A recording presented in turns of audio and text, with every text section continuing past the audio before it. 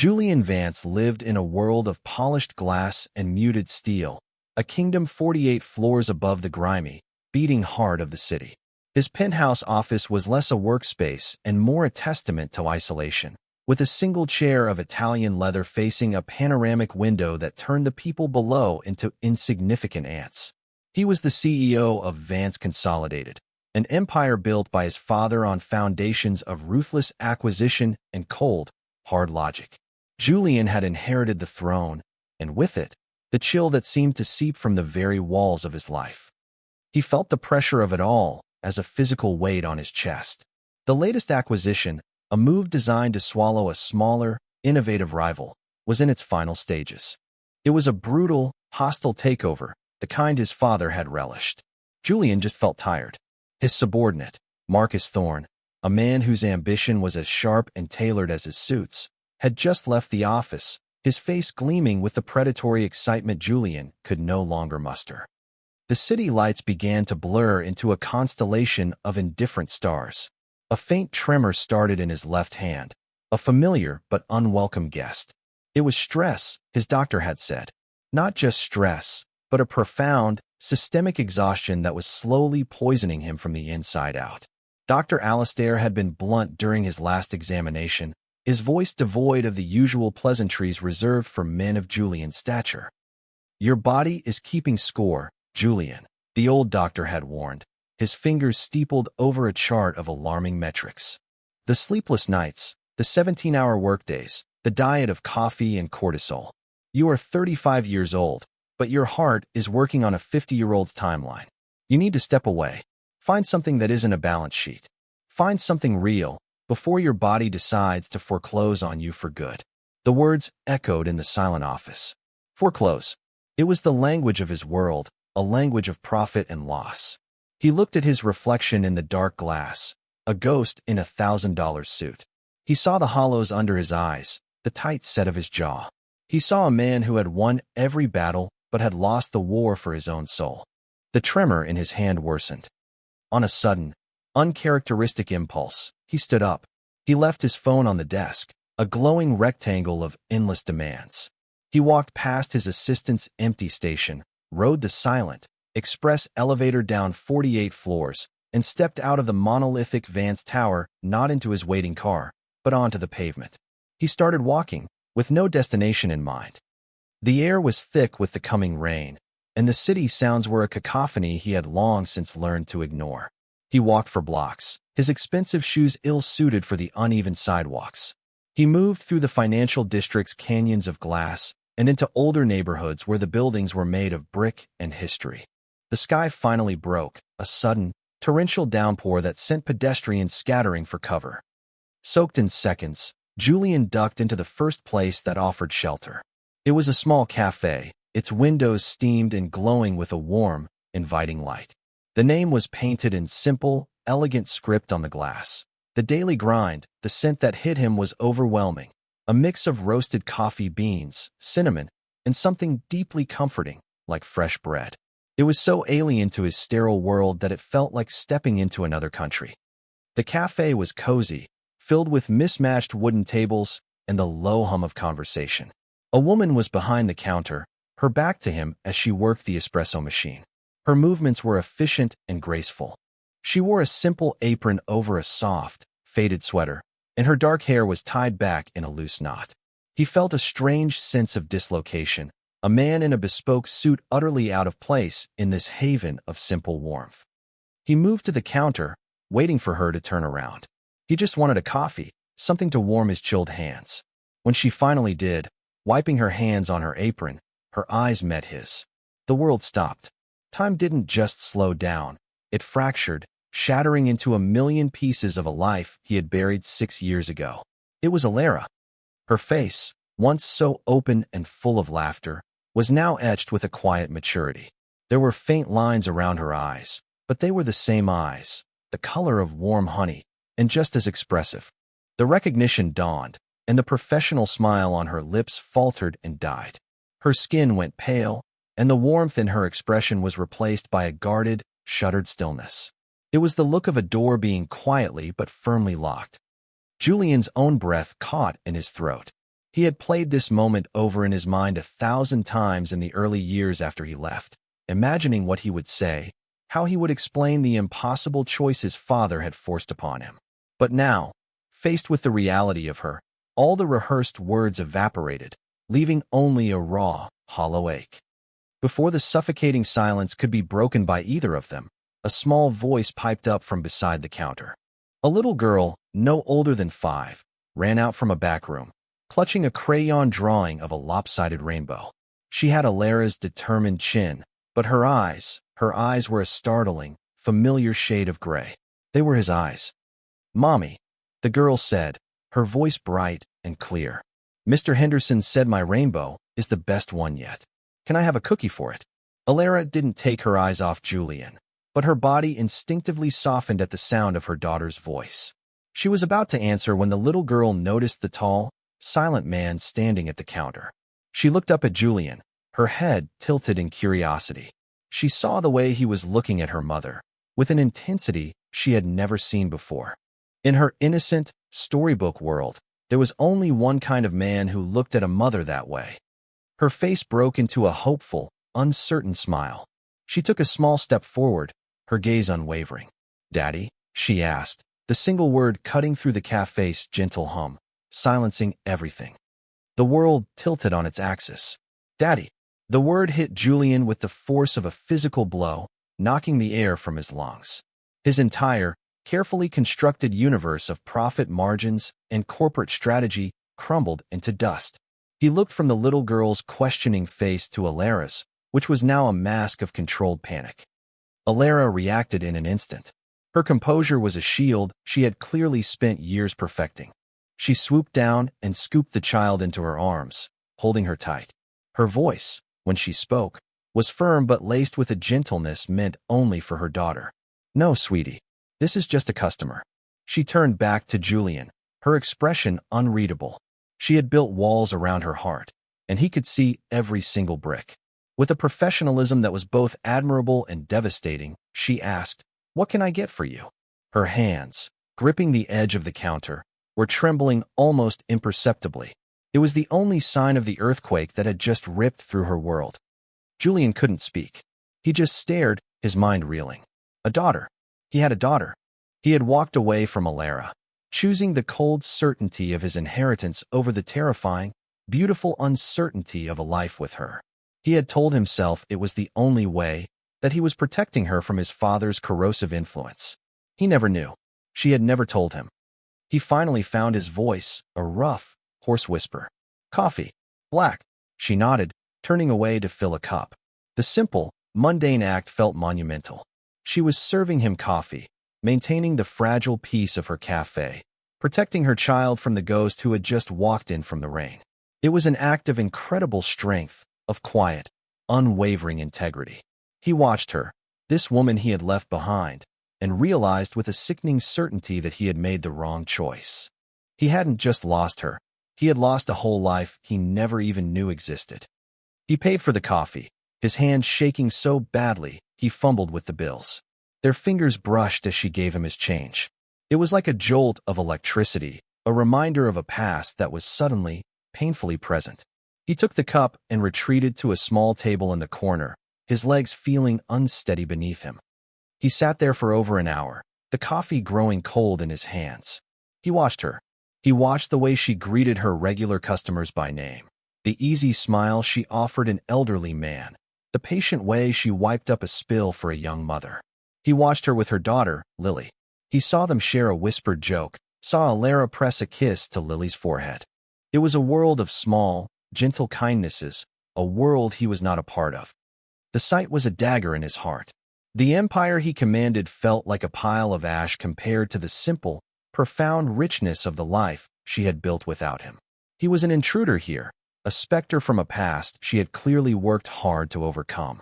When the cafe began to empty as closing time approached, he finally stood up and walked out, leaving the cold coffee untouched on the table. He didn't look back. But he returned the next day, and the day after that. He couldn't stay away. He became a fixture in the corner, this sad man in the suit, as he once overheard Lily whisper to her mother.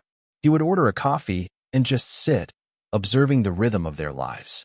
He learned that Alara opened the cafe at 6 in the morning and closed it at 6 in the evening. He learned that Lily loved drawing and had a particular fondness for the blueberry muffins Alara baked every morning. The conversations between him and Alara were stilted and brief, strictly transactional. Black coffee, please. That will be $3. The space between them was charged with 6 years of unspoken words, of pain and regret. He wanted to explain, to apologize, but he knew he had no right. He had forfeited that right when he walked away. One afternoon, he found the courage to speak. The cafe was quiet. Lily was in the back, humming to herself. "You never told me," he said, his voice low. Alara didn't stop wiping down the counter. Her movements were deliberate, controlled. "What would you have done, Julian? Come back? Your father would have crushed us. He would have tried to buy my child." Her voice was flat, devoid of accusation. It was a simple statement of fact, and it was truer than anything he could say in his defense. "I would have," he started, but the words died in his throat. What would he have done? He had been a coward then, a boy playing at being a man, terrified of his father's disapproval. "You made your choice," she said, finally looking at him. Her eyes held no anger, only a deep, weary sadness. "And I made mine. I chose to build a life for her, a safe one. A life without the name Vance attached to it."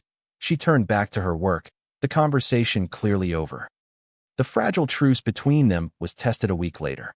A loud, grinding screech echoed from the espresso machine, followed by a hiss of steam and then a dead silence. Alara stared at it, her face falling. She tried to restart it, flipped switches, but it was useless. The machine, the very heart of her small business, was dead. "No, no, not now," she whispered, her composure finally cracking. He saw the panic in her eyes. A new machine would cost thousands, money he knew she didn't have. Without thinking, Julian stood up and walked over. "Let me see," he said. She looked at him, surprised. "What do you know about espresso machines?" "My grandfather was a mechanic. He taught me a few things about engines. They're all just pumps and pressure." It was a part of his life he had long forgotten, a time before Vance consolidated, when his hands were more familiar with grease than with ink. She hesitated for a moment, then nodded, stepping aside. For the next 3 hours, long after the last customer had left, they worked side by side. He took off his suit jacket, rolled up his sleeves, and delved into the machine's complex guts. Alara handed him tools, held a flashlight, and brought him a cup of tea. They barely spoke, but in the shared, focused silence, a tiny crack appeared in the wall between them. He wasn't the CEO of Vance Consolidated in that moment. He was just Julian, a man with a knack for fixing things. And she wasn't the woman he had abandoned. She was Alara, a small business owner trying to keep her dream alive. When he finally found the burnt-out gasket and figured out a temporary fix, the hiss of the machine coming back to life was the most satisfying sound he had heard in years. "Thank you," she said, her voice soft in the quiet cafe. There was a flicker of the old Alara in her eyes, a warmth that reached past the barriers. "You're welcome," he replied. It was the first real conversation they had had, a conversation not of words, but of action. Lily, however, had no interest in their silent war. She was not afraid of the sad man in the corner. To her, he was just a quiet, interesting feature of the cafe. One afternoon, she marched right up to his table and placed a drawing in front of him. It was a portrait of a very tall man with gray stick-figure eyes, standing under a lopsided rainbow. "This is you," she announced proudly. "You're always sitting here. Are you lonely?" Julian was floored by her directness. He looked at the drawing, a lump forming in his throat. "Sometimes," he admitted, his voice thick. "Mommy gets lonely sometimes, too," Lily confided in a conspiratorial whisper. "But then I give her a hug." She looked at him expectantly. Before he could react, she wrapped her small arms around his leg as best she could. "There. Now you won't be lonely." He looked over at Alara, who was watching from the counter, a complex mix of fear and tenderness on her face. He saw her dilemma. She wanted to protect her daughter from him, from the inevitable pain he represented, but she couldn't deny the innocent, powerful connection Lily was forging all on her own. The little girl became the bridge across the chasm of their past. She would bring him books to read, her small finger tracing the words as he read in a low, steady voice. She would tell him about her day, about the turtle she saw in the park, about the new color she learned in preschool. Through Lily, Julian began to experience a life he had only ever viewed from his glass tower. He was learning the language of scraped knees, bedtime stories, and unconditional affection. One evening, after Lily was asleep in the small apartment above the shop, he and Alara were cleaning up in comfortable silence. The exhaustion of his corporate life felt a million miles away. He finally found the courage to say what he should have said years ago. "I was a coward, Alara," he said, his voice raw with unshed tears. "My father gave me an ultimatum. It was the company, the life he had planned for me, or you. He said you were a distraction, that you would make me weak. I was so scared of failing him, of not being the son he wanted. So I chose the empire, and it has been the single greatest regret of my life." He told her everything, about the crushing weight of his father's expectations, even after his death, about the emptiness of the deals, the hollowness of the success. He wasn't making excuses, he was offering a confession. Alara listened, her back to him as she washed the last of the day's mugs. When he was finished, she turned off the water and dried her hands slowly. She walked over to the table where he sat, her face unreadable in the dim light. "I love that boy, Julian," she said softly. "The one who dreamed of building vintage cars, not corporate empires. I think your father broke his heart a long time before you broke mine." She didn't say she forgave him. It wasn't that simple. But in her words, there was a glimmer of understanding, a recognition of the shared pain they both carried from his father's legacy. It was a start. Just as a fragile peace began to settle over their complicated reality, Julian's old world came crashing in. He received an urgent call from his lawyer. Marcus Thorne, his ambitious second-in-command, had been caught in a massive fraud scheme, using the latest acquisition as a cover to embezzle millions. Worse, Marcus had been meticulous in his betrayal, creating a false paper trail that pointed directly and unequivocally at Julian. The board was calling an emergency meeting. The allegations were damning. He was facing corporate ruin, public humiliation, and the very real possibility of a prison sentence. The Vance name, the empire he had sacrificed everything for, was about to be dragged through the mud, with him at the center of the storm. His instincts, honed by years in the corporate trenches, screamed at him to fight back. He had the resources. His family's lawyers were sharks, capable of burying Marcus and obscuring the truth in a deluge of litigation and counteraccusations. He could leak a doctored version of events to the press, shift the blame, protect the company's stock price, and save himself. It was the Vance way. It was his father's way. But as he stood on the precipice of that familiar, ruthless path, he saw Alara's face in his mind. He saw Lily's drawing of the sad man under the rainbow. The thought of employing the same cold, corrupt tactics that his father had used, the very tactics that had cost him the only real happiness he had ever known, filled him with a profound sense of nausea. That night, he went to the cafe. The lights were off, but he knew they were in the apartment upstairs. He knocked on the side door, feeling like a supplicant. Alara opened it, her expression immediately concerned when she saw his face. He looked utterly broken, the carefully maintained mask of the powerful CEO completely shattered. She led him into the quiet cafe, the familiar scent of coffee a small comfort in the raging storm of his life. He sat at the table in the corner, his usual spot, and told her everything. He laid out the betrayal, the false evidence, and the choice that lay before him. "I can fight it," he said, his voice hollow. "The way my father would have. I can destroy Marcus, use every dirty trick to protect the company and myself. Or, I can tell the truth." He looked at her, his eyes pleading for an answer he couldn't find on his own. Telling the truth would mean everything falls apart. The company my grandfather built. My reputation. I would lose it all. Alara listened patiently, her gaze never wavering. She didn't offer a solution or tell him what to do. She simply stood up, went behind the counter, and prepared a pot of tea, her movements calm and deliberate. She brought a steaming mug and set it in front of him, her hand resting on his for just a moment. The small gesture of care was more grounding than any legal advice could ever be. "You lost yourself once for that company, Julian," she said, her voice quiet but firm. "You sacrificed the best parts of who you were to protect that legacy. Don't lose yourself again." Her words were not a judgment, but a reminder. She wasn't telling him to be a hero. She was telling him to be himself, the man she had once known, the man who was slowly re-emerging from the shadow of the CEO. She was offering him unconditional support, not for his power or his name, but for his soul. In that moment, he knew what he had to do. He had a spine, and for the first time in years, he was going to use it. The next morning, Julian Vance walked into the boardroom of Vance Consolidated not as a defendant, but as a confessor. The air was thick with tension. The board members, men who had known him his entire life, looked at him with a mixture of pity and contempt. Marcus Thorne sat at the far end of the table, his face a mask of smug concern. Julian didn't wait for the accusations to begin. He stood at the head of the long, polished table, the same spot where his father had ruled for decades, and he began to speak. He didn't defend himself. Instead, he presented his own file, a collection of documents his personal forensic accountant had worked through the night to uncover. He laid bare not only Marcus's fraud, but the systemic culture of moral compromise that had allowed it to fester. He spoke of slush funds his father had created, of deals made in shadows, of a corporate ethos that valued profit above all else, above legality, above integrity, above humanity. He was not just exposing Marcus. He was exposing the corrupt heart of his own legacy. When he was finished, a stunned silence filled the room. He placed his company ID and his resignation letter on the table.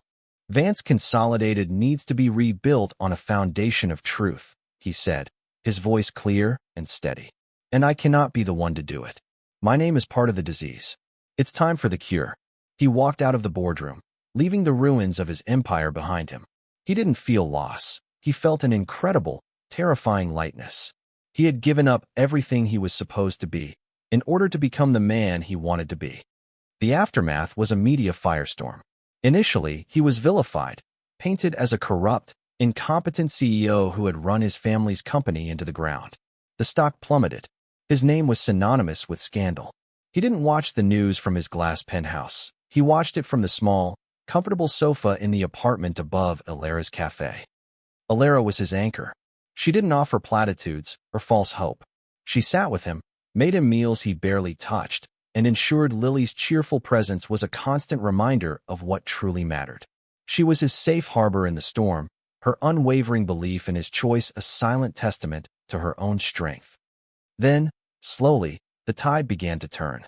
The official investigation, spurred by the evidence Julian had provided, uncovered the full extent of Marcus's crimes and the historical corruption within the company. Journalists began to reframe the narrative. Julian Vance was no longer the villain. He was the whistleblower, the man who had sacrificed his own billion-dollar inheritance to do the right thing. He was cleared of any primary wrongdoing, his testimony instrumental in bringing Marcus and several complicit board members to justice. The night the news broke that he was officially cleared, there were no champagne corks popping, no celebratory dinners. He and Alara sat together in the quiet apartment, the television flickering with the face of a news anchor praising his uncommon integrity. He felt a profound sense of peace, a quiet, tearful relief. He had lost an empire, but had regained himself. He looked at Alara, her face soft in the glow of the screen. "Thank you," he whispered, the words encompassing everything. "For the tea, for the support, for showing him what was real." She simply reached out and took his hand, her touch conveying a forgiveness and acceptance that healed the last of the old wounds. Their bond, forged in the crucible of his crisis, was no longer fragile. It was solid, tested, and true. A year passed. The world of Vance Consolidated moved on, restructuring under a new, ethics-focused leadership. Julian's penthouse was sold to a foreign investor, the proceeds and the rest of his untainted personal wealth placed into a trust. The name Julian Vance faded from the financial news, becoming a footnote in a story of corporate redemption. On a bright, crisp autumn afternoon, Julian stood on a sidewalk in a working-class neighborhood, not far from the cafe. He wasn't wearing a suit. He wore faded jeans, a worn flannel shirt, and a tool belt hung loosely on his hips. He was looking up at a newly renovated brick building, a sign being hung above the door, the Lily Reed Community Kitchen and Learning Center. He wasn't a CEO anymore. He was the project manager, the chief fundraiser, and occasionally, the guy who fixed the plumbing. He had poured everything he had left into this place, a center that would provide hot meals, after-school tutoring, and job training for the community. It was a legacy built not of steel and glass, but of hope and second chances. Alara came to stand beside him, wiping a smudge of flour from her cheek. She still ran the cafe, now with a trusted manager, but her real passion was here, designing the kitchen's menu and developing its community outreach programs. The sterile, lonely mansion of his past had been replaced by the loud, joyful, chaotic warmth of this shared purpose.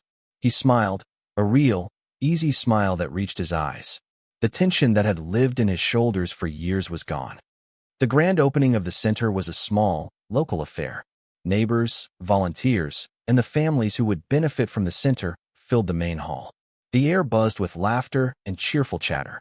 Lily, now a confident 6-year-old, darted through the crowd, proudly handing out cupcakes she had helped her mother bake. Julian was in a corner, discussing a donation of fresh produce with a local farmer, when he felt a familiar tug on his jeans. He looked down to see Lily, her face beaming, a smear of frosting on her nose. He crouched down to her level, his heart swelling with a love so powerful it almost hurt. "What is it, sweet pea?" he asked gently. She pointed across the crowded room. "Daddy," she said, the word now as natural and easy as breathing. It was not a question. It was a statement of fact, of belonging. "Can you lift me up so I can see everything?" Tears pricked at the corners of Julian's eyes. He looked across the room and met Alara's gaze. She was watching them, a soft, beautiful smile on her face, a smile of love, of peace, of a family made whole. It was a confirmation of everything they had built, one quiet day at a time. He nodded, his throat tight with emotion. He scooped Lily into his arms and lifted her high, settling her onto his shoulders. From her perch, she could see the whole room, the community they were now a part of, the future they were building together. Alara walked over, her hand finding his.